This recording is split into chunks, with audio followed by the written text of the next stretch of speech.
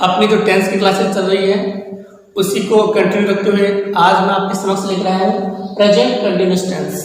पिछले वीडियो में हमने प्रेजेंट इंडेफिनिट टेंस के बारे में पढ़ा है। इस कक्षा के अंदर, इस क्लास के अंदर अपन आज प्रेजेंट कंटिन्यूअस टेंस के बारे में पढ़ने वाले हैं। तो क्या पहचान क्या होती है इसकी?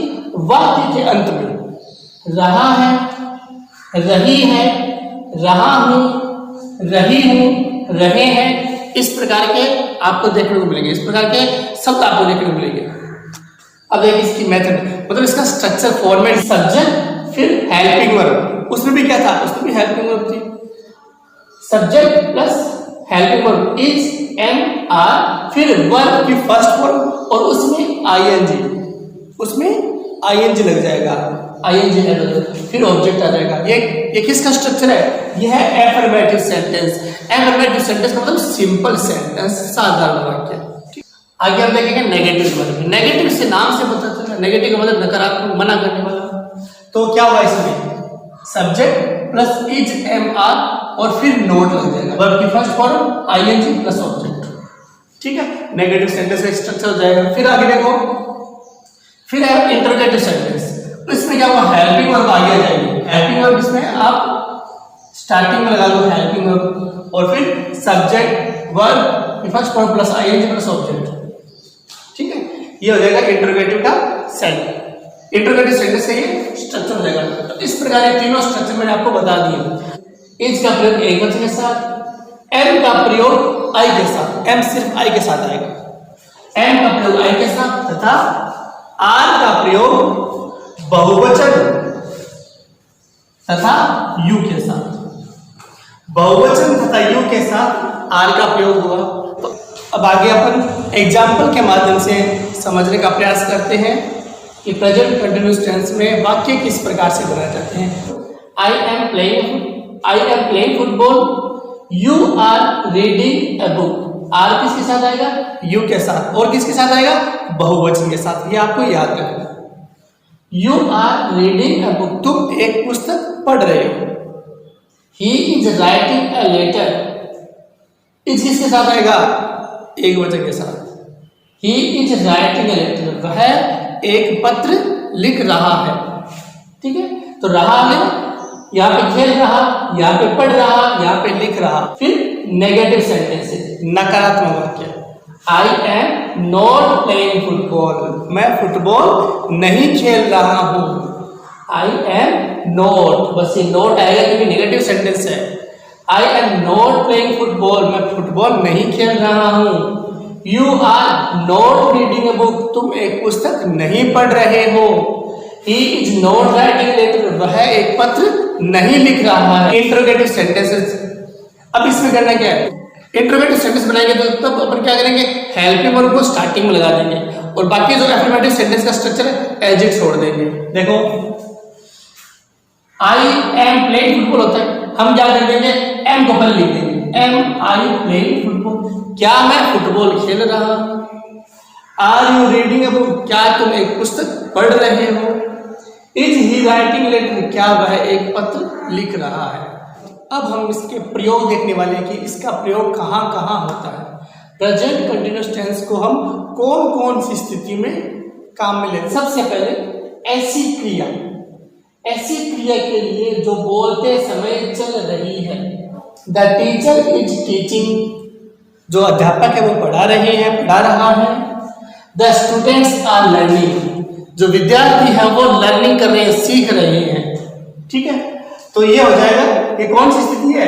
ऐसी क्रिया के लिए जो बोलते समय चल रही है, जारी है, वहां पर प्रेजेंट कंटिन्यूअस टेंस का प्रयोग किया जाता है। फिर आगे सेकंड नंबर, ऐसे कार्य के लिए जो बोलते समय पर नहीं चल रहा है। बोलते समय पर तो नहीं चल रहा है, लेकिन परंतु सामान्य रूप से चल रहा है। Meenakshi is writing a novel these days, इन दिनों। दीज डेज, मीनाक्षी इन दिनों एक उपन्यास लिख रही है निकट भविष्य की योजना के लिए। For example, we are going to Udaipur next week, अगले हफ्ते, अगले सप्ताह हम उदयपुर जा रही हैं, तो ये हमारी क्या है, ये हमारी निकट भविष्य की योजना है जिसको हमें क्रियान्वित करना है, तो वहां पे भी प्रेजेंट कंटिन्यूअस टेंस का प्रयोग किया जाएगा। फिर स्थिति दर्शाने के लिए the bird is sitting in the tree, पक्षी पेड़ पर बैठा हुआ है। प्रेजेंट कंटिन्यूअस टेंस के बाद हम प्रेजेंट परफेक्ट टेंस पढ़ने वाले हैं, ठीक, की पहचान क्या है, किस प्रकार के वाक्य आपको देखने को मिलेंगे। देखिए, वाक्य के अंत में चुका है, चुकी है, चुके हैं, चुका हो या लिया है, इस प्रकार के शब्द आते हैं, ठीक है।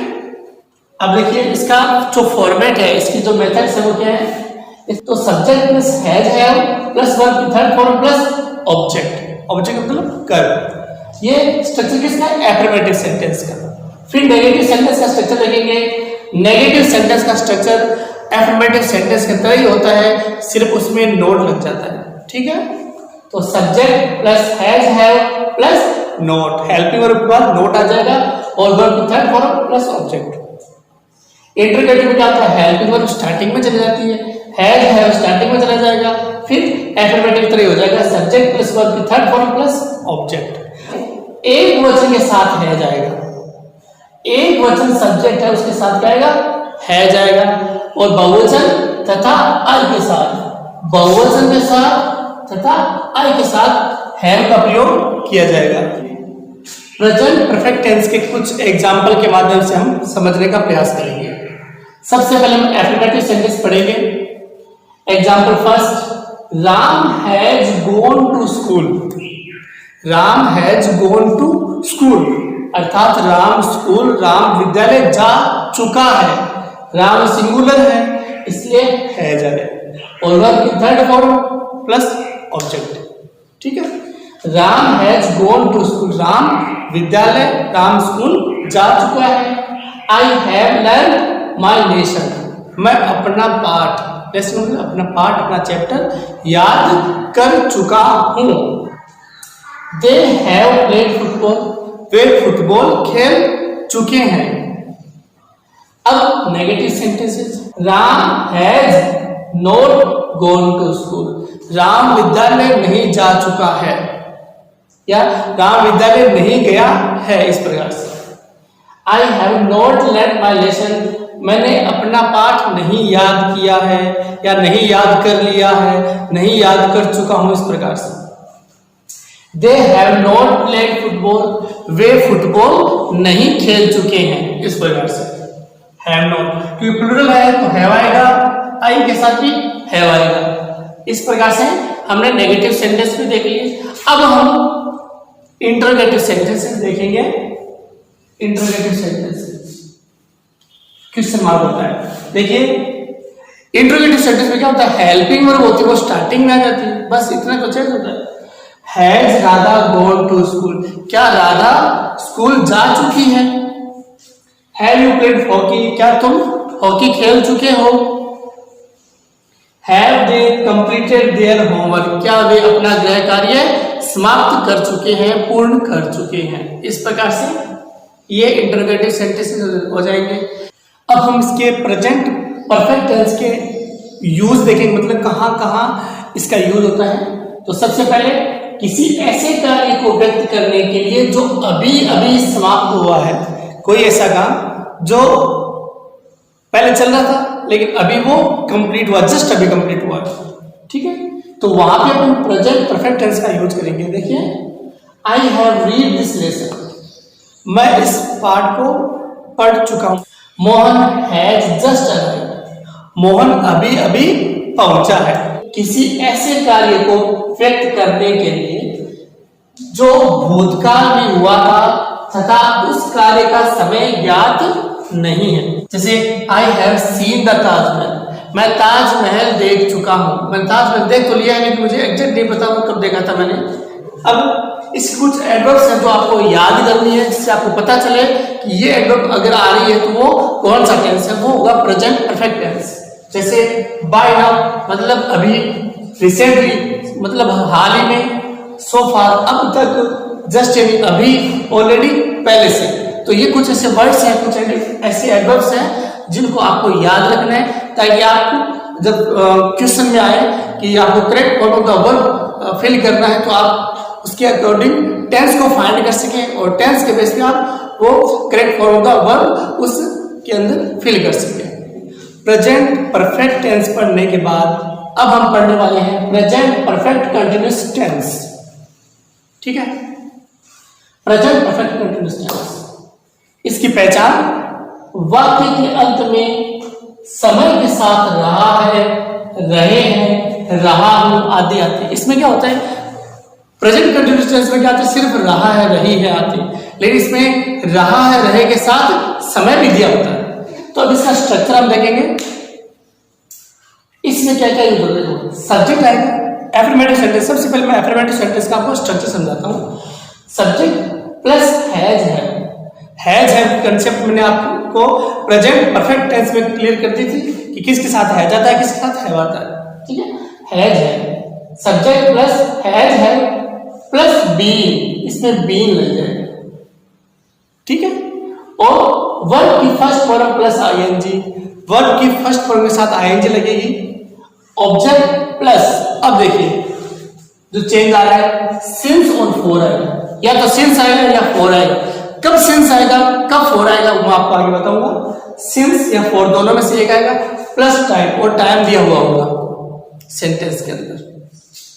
और अगर नेगेटिव सेंटेंस बनाना है तो सेम स्ट्रक्चर रह जाएगा, सिर्फ नोट लग जाएगा। देखिए सब्जेक्ट प्लस हैज है प्लस नोट, ध्यान रखना ये जो नोट लगेगा बीन से पहले लगेगा।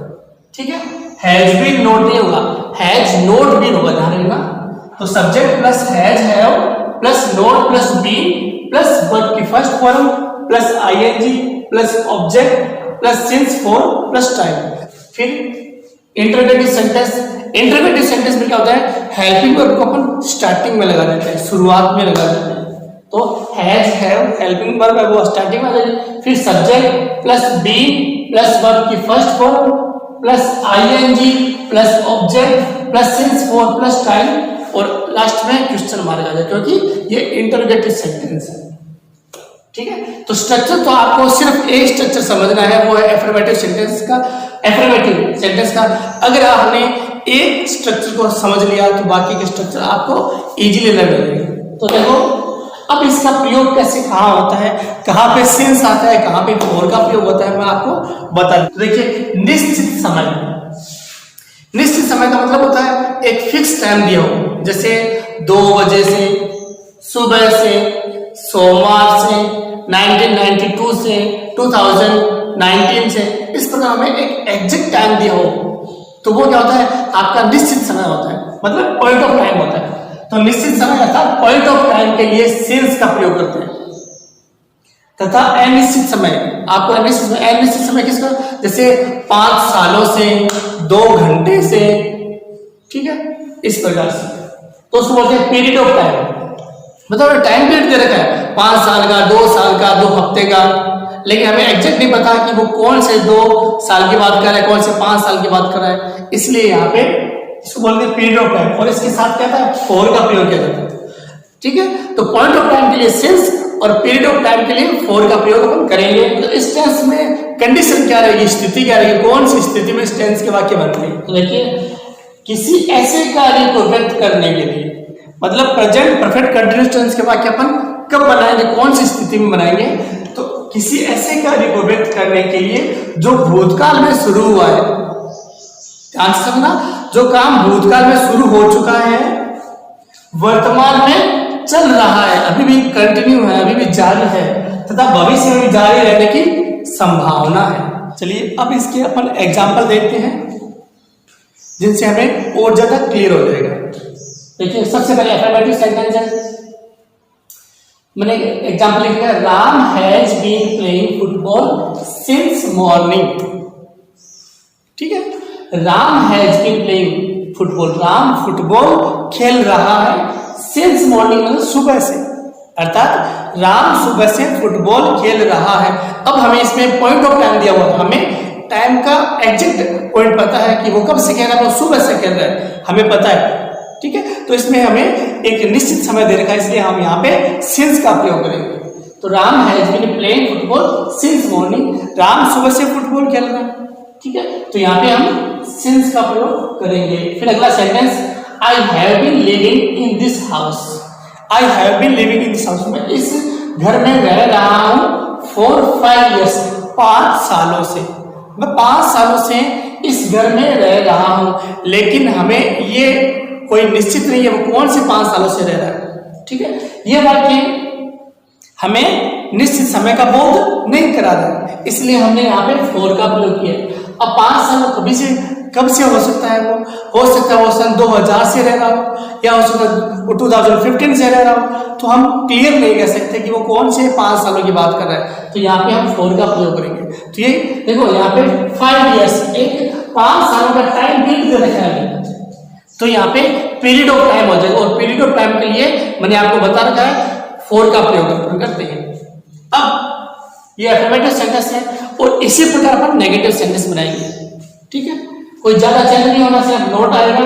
तो देखिए, Ram has not been playing football since morning, मैंने कहा था नॉट है वो हैज और बीन के बीच में आएगा, हैज भी नॉट कभी नहीं होगा, ध्यान रखना। Ram has not been playing football since morning, Ram सुबह से फुटबॉल नहीं खेल रहा है। I have not been living in this house for 5 years, मैं इस घर में 5 सालों से नहीं रह रहा हूं। तो ये हो गया नेगेटिव सेंटेंस। अब इंटरोगेटिव सेंटेंस, इंटरोगेटिव सेंटेंस में क्या होता है, हेल्पिंग वर्ब स्टार्टिंग में आ जाती है। तो हैव हेल्पिंग वर्ब वो स्टार्टिंग में आ गया। Have you been reading in this school for 2 years, क्या तुम इस विद्यालय में 2 सालों से पढ़ रहे हो। अब हमें 2 years टाइम तो दे रखा है, लेकिन अनिश्चित समय दे रखा है, पीरियड ऑफ टाइम दे रखा है, तो यहाँ पे क्या आ जाएगा, 4 आएगा, यहाँ पे 4 आएगा। फिर अगला sentence, have you been watching this movie since morning, क्या तुम सुबह से यह मूवी, यह फिल्म देख रहे हो। तो हमें निश्चित समय दे रखा है मॉर्निंग, यहाँ पे मॉर्निंग के साथ पे आप नाइट भी कर सकते हो। तो इस प्रकार हमने आज इस क्लास के अंदर आपका प्रेजेंट टेंस के जितने भी सेंटेंस थे हमने बनाकर देखे हैं। मैं ऐसी आशा करता हूं कि मेरे द्वारा पढ़ाया हुआ आपको समझ में आया होगा। धन्यवाद।